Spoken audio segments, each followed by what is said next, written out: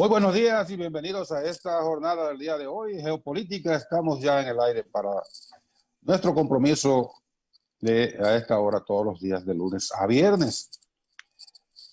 Geopolítica por todas las plataformas de EN Televisión y también por en simultáneo por la naciondominicana.tv y el audio en tiempo real en Samantha Radio Online.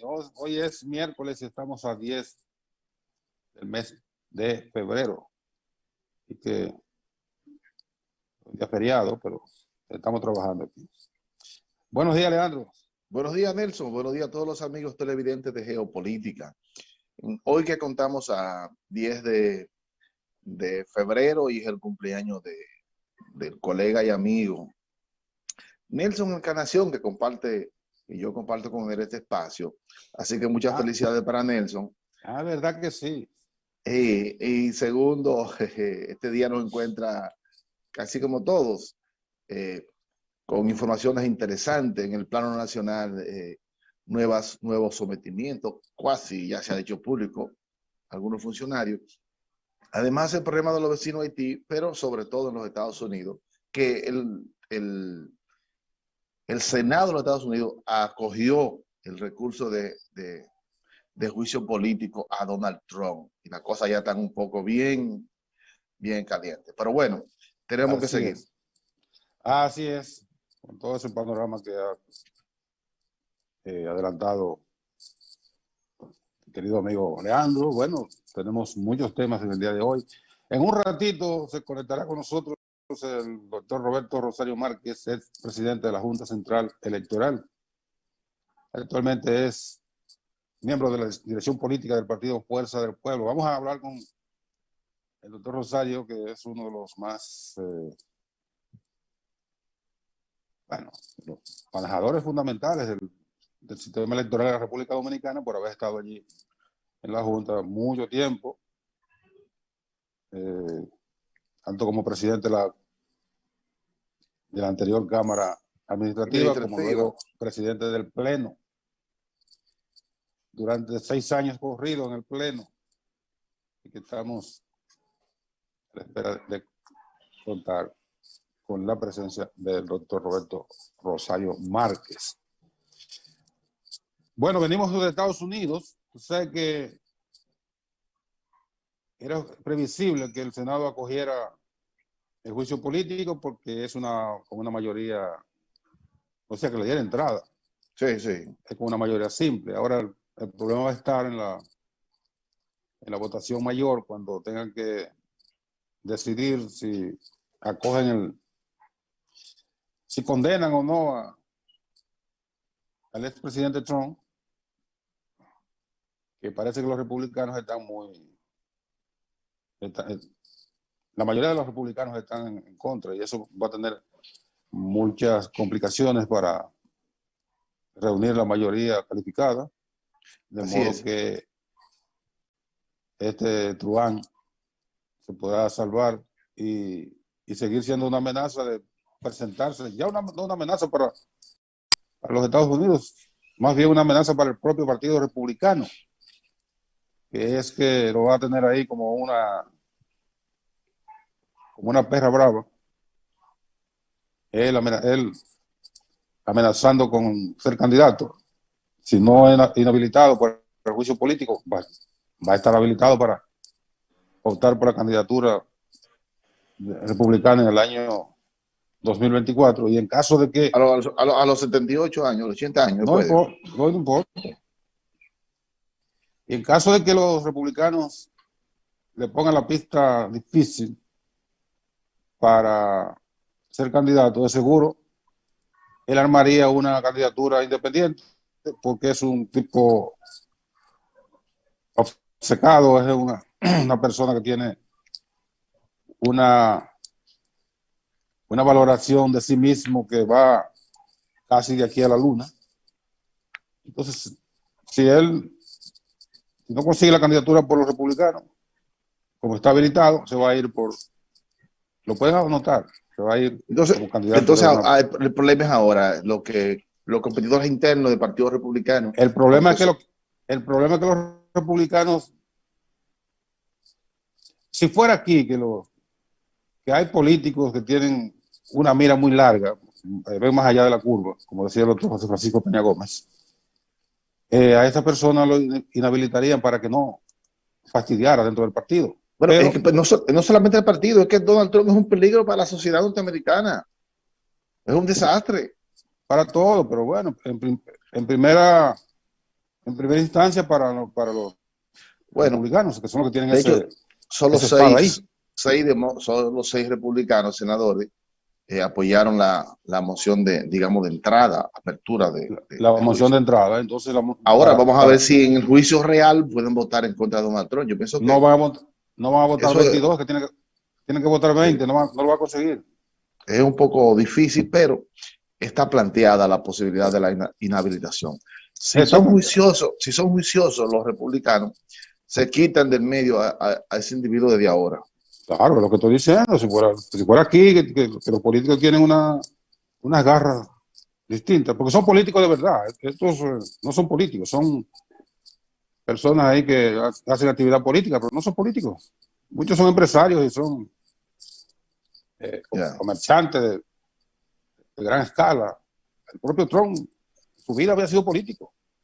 Pero ya tenemos con nosotros al doctor Roberto Rosario Márquez, es presidente de la Junta Central Electoral y ahora es miembro de la dirección política del partido Fuerza del Pueblo.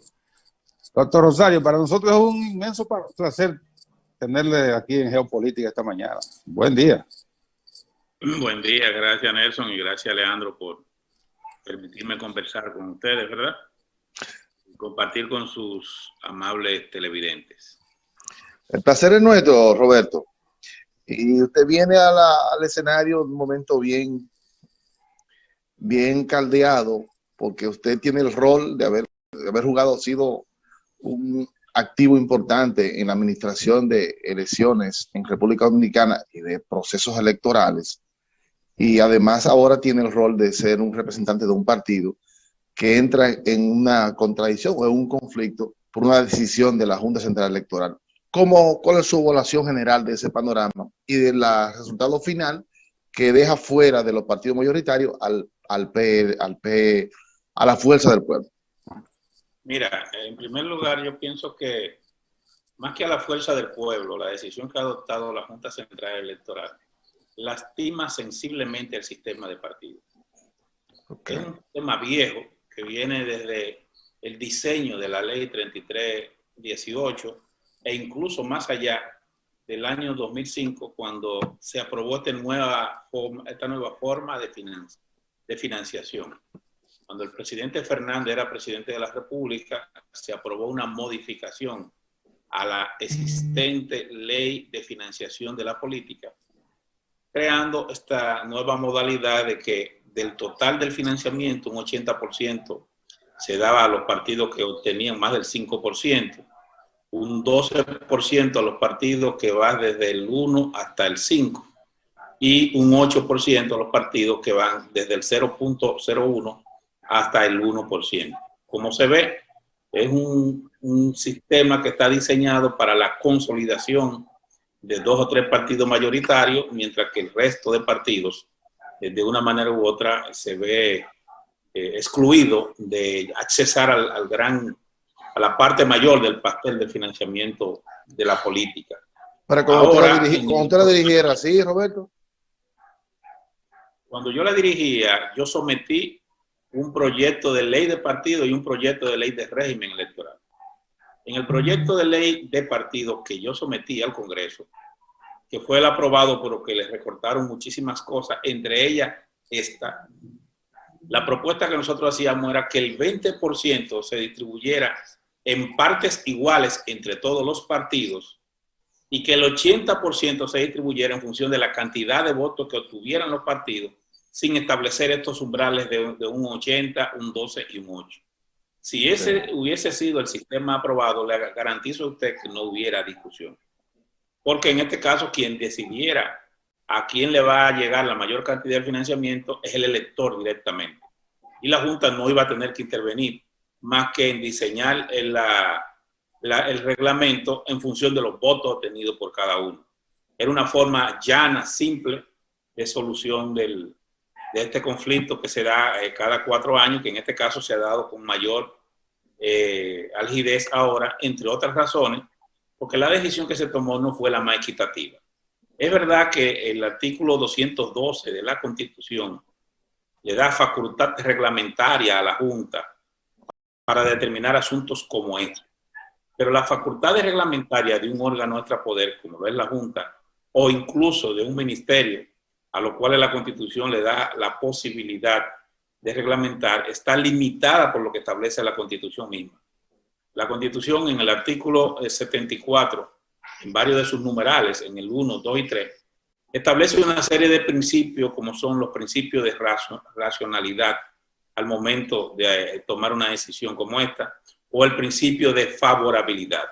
¿En qué consiste? Bueno, tú tienes que tomar una decisión que sea el resultado de un razonamiento lógico y por demás de eso que esté fundamentado en la ley sustantiva y en las leyes adjetivas que le sirven de soporte. Y además de eso, tú tienes que tomar una decisión que otorgue derecho o garantice derecho. Nunca puede dictar un reglamento que disminuya o restrinja el derecho de los titulares o beneficiarios de esos derechos, que es lo que ha hecho la Junta. Porque si de 27 partidos hay 21 partidos que están siendo afectados por esta decisión, es evidente que la decisión que se ha tomado no es equitativa, que la propia Constitución, donde le da el poder reglamentario, dice que sus decisiones deben ser equitativas y por tanto rompe el principio de igualdad en la competencia, porque estamos hablando no de una decisión para este año, es una decisión por los 4 años y por tanto los partidos no van a poder prepararse en igualdad de condiciones para participar en el certamen del 2024. Hay quienes dicen, como un alegato a favor de la Junta Central Electoral, que este tema no es derecho fundamental porque no está afectando derechos ciudadanos. Asociaciones con fines de lucro, sin fines de lucro, con interés público, pues son asociaciones privadas de interés público, porque reciben recursos públicos. Entonces, el artículo 216 de la Constitución constitucionalizó los partidos políticos y dice que los partidos políticos son receptores de los ciudadanos que a través de ellos quieren participar en las estructuras del Estado y desde ahí servir a la sociedad, a la formación de ciudadanos que tengan capacidad de aportar a la misma y que además de eso puedan contribuir con su experiencia, con su mérito al servicio público. ¿Qué es lo que ocurre? Que hasta ahora, y ustedes lo saben, el único sistema que se ha demostrado que satisface a la mayoría es la democracia. Sin partido no hay democracia. Y sin pluralidad de partidos tampoco se considera que ese sistema es democrático. Entonces, estos recursos están llegando es para financiar varios derechos. El derecho a la asociación con fines políticos, el derecho a la participación política, porque estamos hablando de que no solamente se organizan en partidos, sino que se organizan para participar en la actividad política, y el derecho a ser parte del juego democrático, y estamos en un Estado social y democrático de derecho.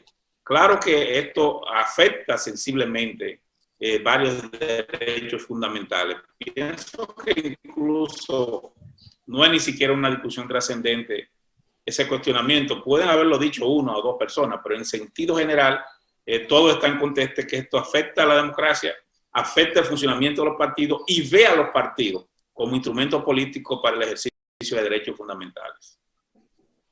Roberto, ustedes han sometido un recurso de reconsideración primero a la Junta. ¿Cuáles son los principales argumentos puntuales? ¿Y qué ustedes esperan que pueda hacer la Junta a partir de la mayoría de los partidos estar contrario a esa decisión? Mira, el artículo 61 de la ley 3318 establece que la contribución de la financiación de los recursos que aporta para la política del Estado se hará en función de estos umbrales que ya yo anteriormente indiqué. Señala que tú debes obtener una cantidad X de votos, pero ese artículo no dice si esa cantidad de votos va a ser el resultado de una suma, de una resta, de una división o de la búsqueda de un promedio. Eso no está en la ley. Ese es un método que la Junta ha buscado para darle una solución a un problema que ellos tenían. Pero no es parte de la ley, ni de la ley sustantiva, ni de la ley adjetiva. Más bien lo que dice es, por ejemplo, que para tú acceder al 80%, que es el caso de la Fuerza del Pueblo, tiene que haber obtenido más del 5% de los votos. Y para acceder al 12%, debe haber accedido a más del 1%.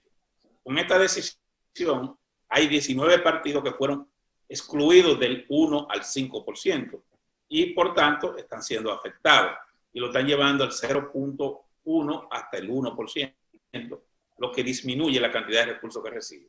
En el caso de la Fuerza del Pueblo, lo están bajando del 5% y lo están sacando del 80%, y de la categorización de partido mayoritario.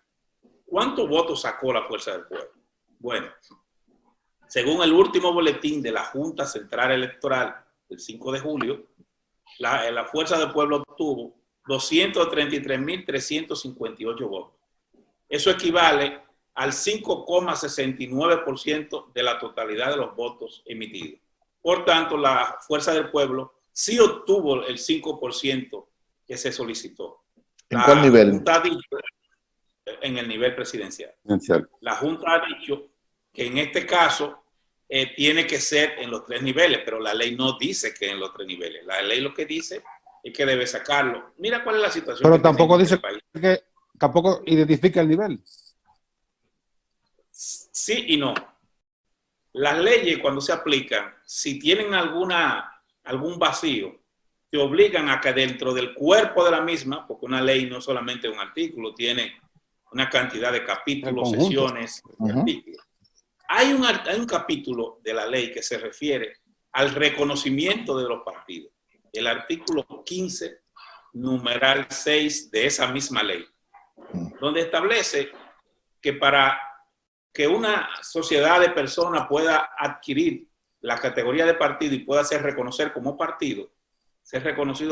partido por la Junta, esos ciudadanos deben buscar el equivalente al 2% de los votos válidos emitidos en la última elección presidencial. Sí. Entonces, es el único artículo de la ley que asocia los porcentajes a un determinado nivel, y es al nivel presidencial. Yo no sabía eso. Ese artículo fue que dio lugar a la decisión, cuando yo era presidente de la Junta, que se adoptó en el 2016. Cuando tuve ese dilema, busqué precisamente el único artículo que se relacionaba con los porcentajes, y apliqué el artículo 15, numeral 16, y se estableció que era el nivel presidencial el que debía prevalecer. Por otra razón también, Nelson y Leandro, es el único nivel donde hay una participación nacional. Claro. Hay partidos que trazan estrategias y deciden, por ejemplo, no participar en algunos municipios porque entienden que estratégicamente les conviene aliarse con otros. Hay partidos que en determinados lugares no llevan senadores. Les pondré un ejemplo. La Fuerza del Pueblo, en este caso, decidió que no le convenía llevar candidato a senador en San Juan de la Maguana, o en San Pedro de Macorís, o en Pedernales, porque sus candidatos habían ganado las primarias en esos partidos. Y por tanto no lo iba a llevar un candidato a una persona de la Fuerza del Pueblo, que ya había ganado una primaria en el partido en que estaba, que era el viejo partido. Igual ocurrió en La Romana, igual ocurrió en Moca. En el Payá. O sea, porque la Fuerza del Pueblo, por la circunstancia específica en que se vio envuelta, se vio obligada a participar con sus fuerzas políticas fragmentadas y con muchos de sus líderes fundamentales en otra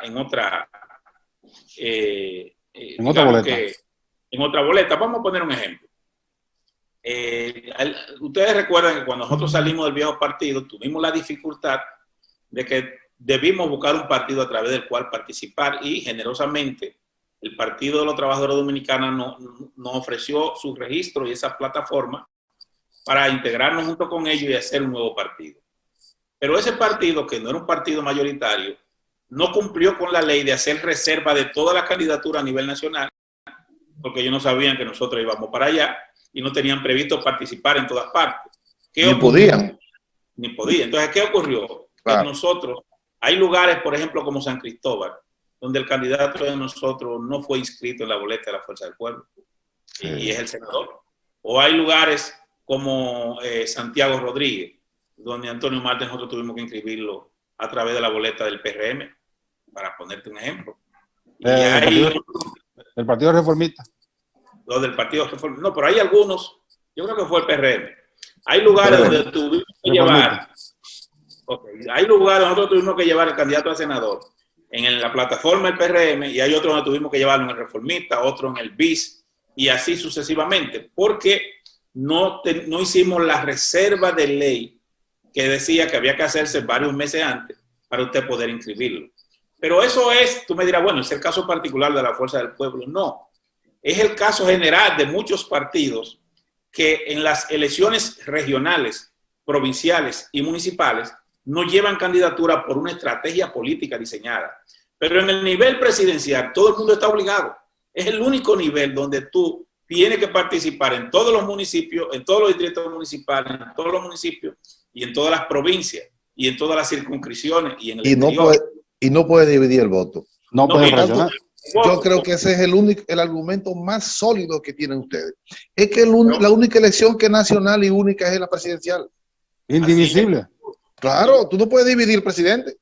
Voy a votar aquí por este presidente y en el otro por el otro. No puede. Sin embargo, tú sí puedes votar por el presidente y puedes fraccionar votando por un senador, por un diputado, porque la ley te lo permite. Entonces, el único voto que sí tiene la expresión de la mayoría nacional realmente es presidencial. Por demás, si tú haces la sumatoria, tú estás haciendo una sumatoria sobre la base de qué cantidad de electores. Si tú sumas la cantidad de gente que votó por el senador, la que votó por el diputado y la que votó por el presidencial, tú vas a tener entonces más gente que electores. O sea, porque tú estás sumándome los 7 millones que tiene derecho a votar por el presidencial, los 7 millones que tiene derecho a votar por el senador y los 7 millones que tiene derecho a votar por los diputados. Estamos hablando de ¿cuánto? 21 millones de electores para después dividirlos. Por más que divida, va a quedar por encima de la cantidad de votantes.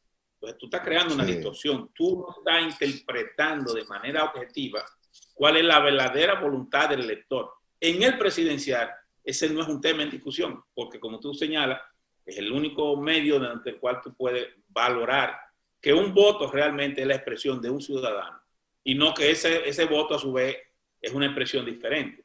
Si tú te buscas el artículo, creo que el 208 o el 209 de la Constitución, lo que habla es de que ese día funcionarán en los colegios electorales las asambleas electorales y que el ciudadano va a concurrir a esa asamblea para escoger sus autoridades. ¿Y qué es lo que ocurre? Que ese día el ciudadano, por ejemplo, en esta elección que correspondió al 5 de julio, asistió, pero su voto no lo echó en una urna, lo echó en 3 urnas diferentes.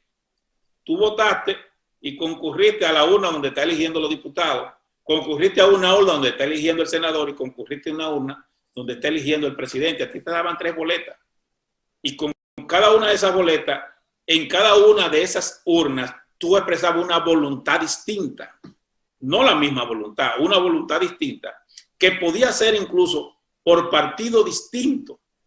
Entonces, cuando tú lo estás sumando todo, ese ciudadano, tú no sabes si está expresando una voluntad única o una voluntad duple o triple en función de la boleta que se le da. Cuando lo suma, asumió que el que votó por la Fuerza del Pueblo votó por la Fuerza del Pueblo en todas partes.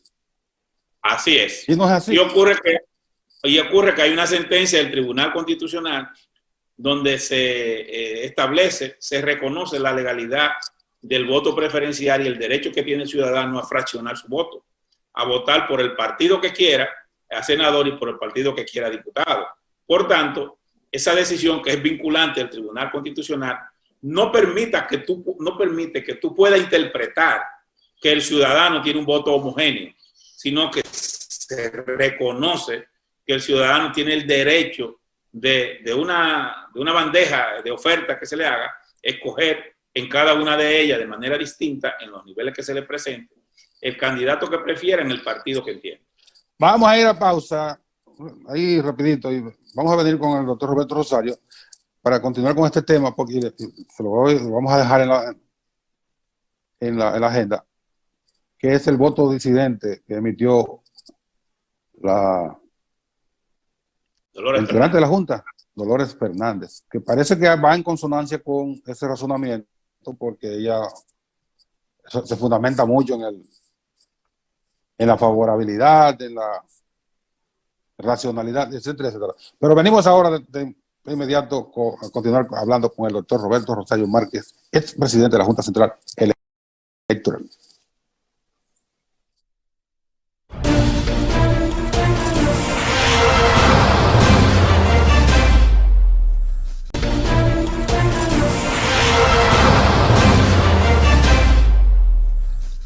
Bien, seguimos conversando esta mañana con el doctor Roberto Rosario Márquez, ex presidente de la Junta Central Electoral y miembro de la dirección política del partido Fuerza del Pueblo. Doctor, en esta discusión sobresalió también el voto disidente de Dolores Fernández, que es miembro titular de la Junta Central Electoral, donde hacía mucho énfasis en la favorabilidad, en la razonabilidad, etcétera, etcétera, eso que contiene la Constitución, que usted explica bastante bien.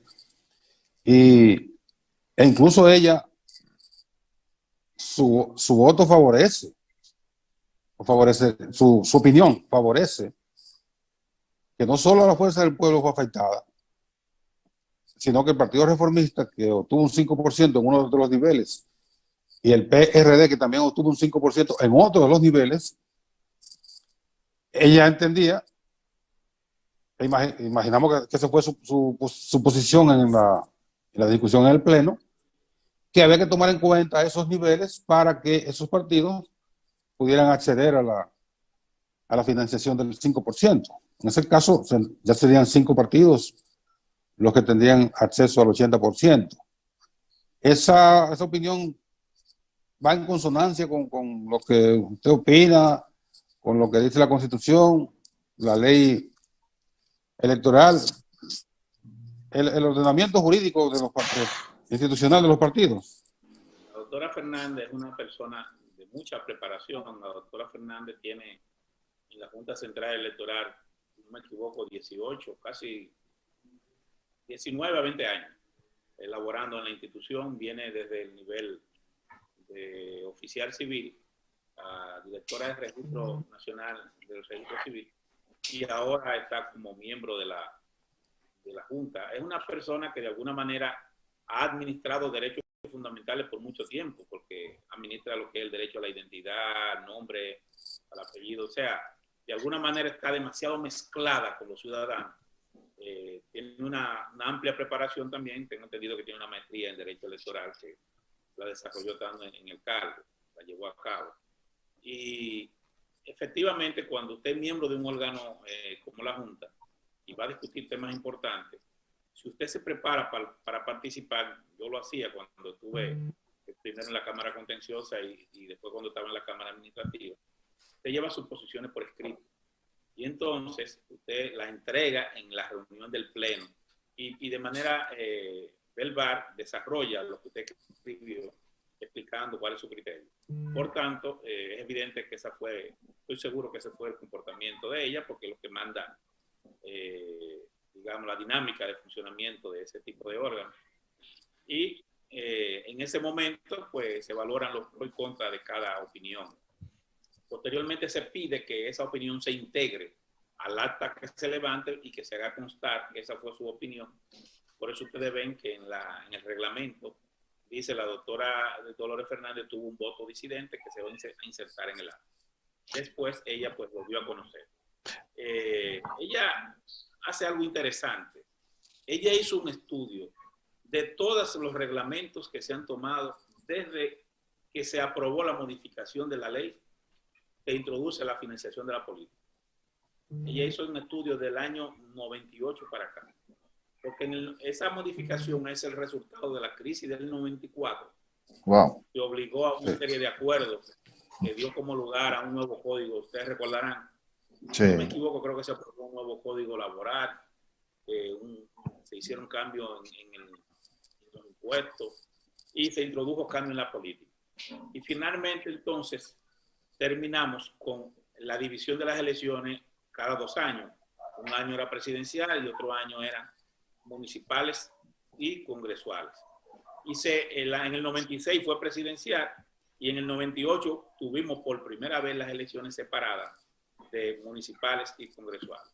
Ella hizo entonces un estudio desde ese momento hasta ahora y salió a relucir que desde por ejemplo, el reglamento que se dictó para las elecciones del 2002, para las elecciones del 2006, para las elecciones del 2010, para las elecciones del 2016, se hizo sobre la base del nivel presidencial.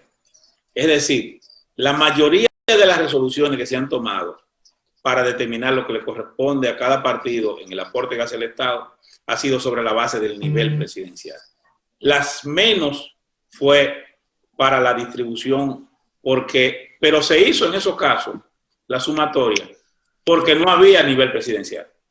Porque, por ejemplo, cuando las elecciones nada más eran congresuales y municipales, no había forma de buscar el nivel presidencial, sino que se hacía en esos casos. Sí, entonces se hizo esa sumatoria, que lo determinó la Junta, pero los menos. Siempre que se hizo la elección del nivel presidencial junto con los 2 niveles, siempre se escogió el nivel presidencial. Esta es la excepción. A partir de ahora, Roberto, ¿qué ustedes esperan de la Junta? Y si no es favorable a ustedes la reconsideración, si ratifican lo que ya resolutaron, ¿cuál sería la instancia que ustedes apelarían para hacer garantizar ese derecho? Mira, yo pienso que ella planteó algo en ese voto disidente que la Junta debe meditar. Tú no puedes organizar unas elecciones sin tener garantizada una gobernanza electoral. Tú no puedes administrar un proceso con 21 de los 27 actores fundamentales inconformes, porque esos partidos políticos necesitan esos recursos para pagar sus locales, para tener secretarias, para atender algunas necesidades básicas. Si tú le tronchas eso a esos partidos cada mes que les llegue esos recursos, van a estar realmente molestos. Y la gobernanza electoral no va a poder ser llevadera. Como dije, son 4 años y tú vas a tener que organizar unas elecciones. A la Junta le conviene, en esta primera decisión importante, dejar satisfecho a la mayor cantidad de partidos posible. Además, hay un criterio que yo quiero ver, que es el que ella plantea, el de la favorabilidad. Si tú tienes la opción de tomar una de 3 opciones, tú puedes irte por el camino A, por el camino B o por el camino C. Por el camino B, tú nada más favoreces a 1 o 2. En este caso, al PRM y a Fuerza y al PLD. No, y a Dominicano por el Cambio. En cualquier escenario al PLD le toca igual. Y en cualquier escenario al PRM le toca igual. Ahora, ¿cuál es el problema? Que hay un aliado del PRM, que es Dominicano por el Cambio, que no le toca igual en cualquier escenario. Si tú le das en el B, va a favorecer a Dominicano por el Cambio y va a favorecer al PRM y al PLD. Si te vas por B, digamos, por la más alta en cualquiera de los niveles, tú vas a favorecer a 19 partidos, incluyendo al Reformista, al PRD y a la Fuerza del Pueblo, más el PRM y el PLD. Y si te vas por C, que es, digamos, el nivel presidencial, tú favorecerías, en este caso, al PRM, al PLD, a la Fuerza del Pueblo, y en el nivel del 12, en vez de que sean, digamos, los favorecidos 5 o 6, va a favorecer a 20 o más partidos. ¿Qué sentido tiene que tú, pudiéndote ir por el que favorece una mayor cantidad de partidos, te vayas por el que favorece menos? Cuando tú, como órgano arbitral, está obligado a garantizar y tutelar los derechos de los demás. Eso sería inexplicable. Y ella lo explica en su voto razonado. Ella lo que dice, lo que conviene a la institución, si podemos irnos por cualquiera de estas 3 opciones, como una institución que representamos los intereses de la totalidad de los partidos, lo más lógico es que tomemos la decisión que más favorece al conjunto y no la que más favorece a 2 o 3 partidos. Ella lo escribió muy correctamente. Sin violar ninguna disposición, se puede ir por esa opción de favorecer a más. Sí, y entonces no tiene sentido, ¿no es así? No tiene sentido. Lo correcto es que tú favorezcas más. O sea, es una visión garantista del ejercicio del derecho administrativo en el ángulo electoral, que yo creo que es la visión correcta que adoptó la doctora Fernández. Y yo tengo la esperanza de que el Pleno de la Junta valore, porque miren cuál es el peligro que tiene esta decisión. El peligro que tiene esta decisión es que tú vas a tener 21 partidos que van a adversarte en estos 4 años. El PLD que le está defendiendo, esa defensa no es real. El PLD no quiere saber de esta Junta porque lo ha expresado. El PLD va a sacarle, como dice la gente, la alfombra a esa Junta en la primera oportunidad que tenga. Y el PRM no la puede defender porque es el partido de gobierno. Y si la defiende, entonces se va a convertir en una Junta oficialista.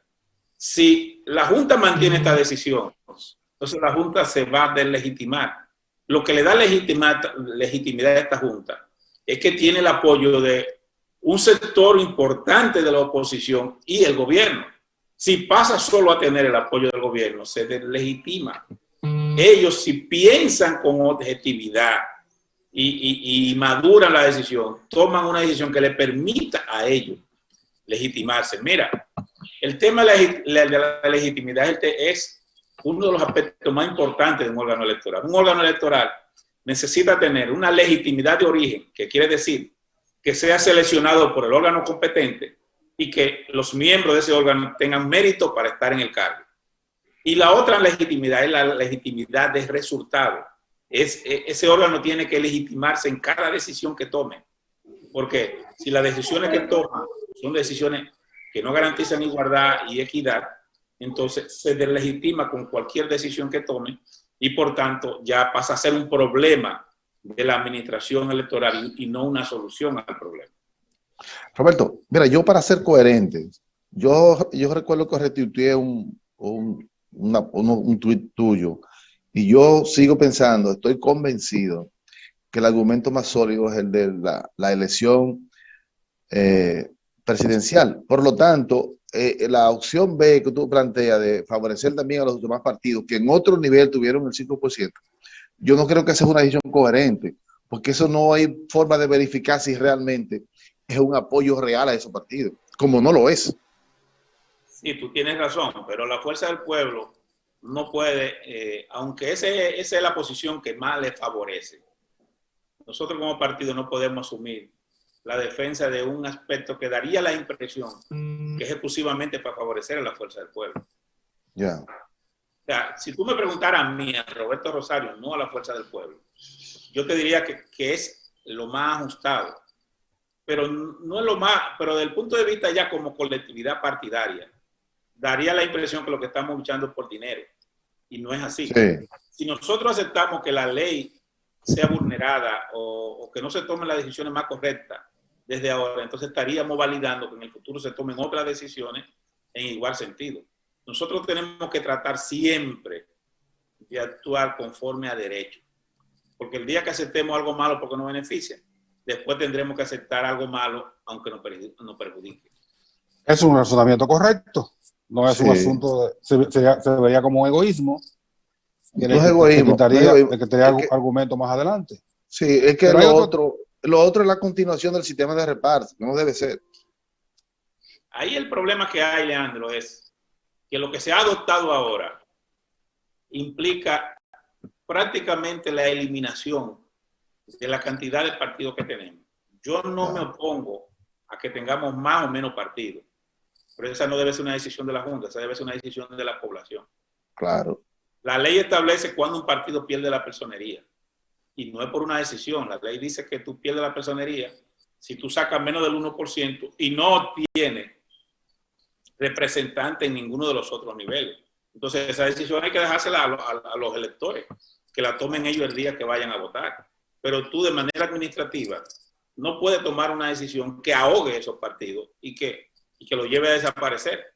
Porque cuando un partido no pueda ni siquiera pagar un local, tú lo que estás ahogándolo. Sí. Claro, lo está condenando a la desaparición. Otro tema, Roberto, es que hay como un chismecito que afecta a la fuerza del pueblo, en el sentido de que es un partido que tiene muchos enclaves en el PRM, el gobierno, porque fueron aliados a un nivel, y que no le hace oposición al gobierno, que el PLD no le hace oposición porque anda con la soga a rastro, que el gobierno se la vive jalando a cada rato, por toda la vagabundería que hicieron. Y que ustedes entonces están muy anuentes porque son aliados del gobierno. No, mira, la verdad es que la fuerza del pueblo está concentrada en su Congreso. Nosotros estamos realizando el primer Congreso virtual, 100% virtual, donde estamos definiendo las políticas que vamos a adoptar como partido, no solamente estos 4 años, sino durante toda nuestra existencia. La fuerza del pueblo, aunque está basamentada en el registro y en la plataforma del PTD, y ustedes lo saben, en el fondo ahora es que se está constituyendo con la confluencia de esas dos corrientes de opinión, los que vienen del PTD y los que vienen del antiguo PLD, y otros que no tenían partido. Para ti es fácil, Roberto, en términos particulares, ¿verdad que sí? Dime. Para ti en términos particulares es muy fácil esa mezcla. Claro, porque de alguna manera estuve en los dos. Él viene de ahí. Viene del PTD cuando era adolescente, ¿verdad? Sí. Y ya después estaba en el PLD. Entonces, mira, ahora nosotros estamos definiendo eso. Nosotros tuvimos 17 mesas temáticas. En esas 17 mesas temáticas hemos definido los temas esenciales. Todo el mundo tuvo derecho a incluirse en una de esas mesas, a opinar sobre los diferentes puntos de vista. Ahora ya una comisión de estilo recabó todas esas opiniones de cada una de las mesas y en los próximos días lo vamos a llevar a una plenaria para en esa plenaria tomar una posición. Dentro de esos temas hay uno que se refiere a la relación partido-sociedad y al ejercicio de la oposición. O sea, hay una mesa que solo tiene digamos, se le puso la tarea de que nosotros ahí debemos establecer los criterios que como fuerza política vamos a emplear para hacer oposición y qué tipo de oposición vamos a hacer. Eso termina ahora en el mes de marzo. Cuando terminemos esto, entonces, vamos a ir ya a la segunda fase, que es la de la elección de autoridades. Pero quiero quedarme ahí. En atención a la pregunta que hace Nelson. ¿Qué tipo de oposición, mientras tanto, hemos venido haciendo nosotros? Una oposición de crítica y propuesta. Diferente a la oposición que hace el viejo partido, que está haciendo una oposición basada en los problemas particulares y personales de sus dirigentes. Yo siempre he dicho, ellos hacen una oposición por la bilis. Ellos sangran y entonces se oponen. Nosotros no podemos actuar así. Nosotros tenemos que hacer una oposición racional. Le pongo un ejemplo. En el mes de diciembre, en la parte que tiene que ver con la producción agrícola de la Fuerza del Pueblo, hizo una propuesta de lo que llamó su paquete de propuestas en política de seguridad alimentaria, explicando por qué si no se adoptaban esas medidas, nosotros íbamos a tener rápidamente un desabastecimiento de productos y una carestía de los productos de la canasta familiar. Bueno, no se tomaron en cuenta esas medidas, ya estamos viendo cómo está encareciendo la canasta familiar. En días pasados, la Secretaría de Salud de la Fuerza del Pueblo hizo una rueda de prensa definiendo lo que eran los parámetros necesarios o los protocolos que debían implementarse para enfrentar esta crisis sanitaria que tenemos con el coronavirus, esta pandemia. Todavía al día de hoy el gobierno central no ha explicado al país cuál es el protocolo que se va a seguir para la vacunación. Están manejando eso como un secreto de Estado y están imaginando a la población de un tema que la involucra, porque esta enfermedad no es exclusivo de los gobernantes, esta enfermedad es de todo el mundo, de ricos, pobres, gobernantes y gobernados. Por tanto, como en todos los países, se necesita dar una explicación de qué programa se va a utilizar y cómo se va a implementar para que toda la población, el 100% de la población quede vacunada. Por ejemplo, ayer salió una noticia de que las empresas AstraZeneca, que es una a la que le estamos comprando nosotros 10 millones de vacunas, en Uganda vendió las vacunas al valor más cara 3 veces que la que le vendió a la Unión Europea. Wow. A los europeos le vendieron más barata la vacuna que lo que le vendieron a los africanos. A los africanos que son más pobres, cada vacuna le sale creo que a $17 cada vacuna. y a los europeos se la vendieron a $7. Fíjate la situación. Entonces, nosotros tenemos derecho a saber cuánto nos costó cada vacuna, cuál es la relación de ese costo comparado con otros países, por qué nosotros que dijimos que íbamos a estar en el número 10, ya que hay más de 30 países que se están vacunando y aquí todavía no llega la primera, cómo va a ser, si van a ser, si vamos a darle prioridad a los ancianos, si vamos a darle prioridad a los jóvenes, si vamos a darle prioridad a los médicos, dónde se va a hacer. Llegamos al extremo de que en el Gabinete de Salud se llegó a decir que se iba a implementar el programa de vacunación en los centros de votación. ¿Ustedes se imaginan eso? Que en una loma del Chivo, donde hay un centro de votación, vayamos y que está vacunando gente. Ahí va a haber, se va a garantizar la cadena de enfriamiento que llevan cada una de esas vacunas. En sitios a veces donde no hay ni siquiera energía o donde no hay conectividad. O sea, se necesita una explicación. Hay gente inventando. Ellos van a hacer una red de prensa hoy para explicar algunas cosas. El pueblo criticó eso y hizo propuestas. Igual, por ejemplo, Daniel Toribio de la Comisión de Economía hizo una explicación, un diagnóstico de cuál es la situación mundial y local. Esa Secretaría de la Economía hizo las críticas. Como tú ves, Leandro, y como tú ves, Nelson, en cada ocasión hemos hecho el diagnóstico y hemos hecho las críticas. Ahora, nosotros no podemos ahora, en medio de una crisis sanitaria, una crisis económica, una crisis social, está haciendo una oposición radicalera, una oposición que lo que busca es preservarnos a nosotros por algún problema personal que pudiéramos tener. Esa es la diferencia entre la fuerza del pueblo y la diferencia en el otro tipo de oposición que se está haciendo. La alianza que nosotros tuvimos con el PRM, según la ley y los hechos, dejó de existir a partir de la proclamación de los ganadores en el mes de agosto del año 2020. Nosotros somos un partido de oposición, pero hacemos un tipo de oposición diferente, que es la oposición firme, pero con propuestas.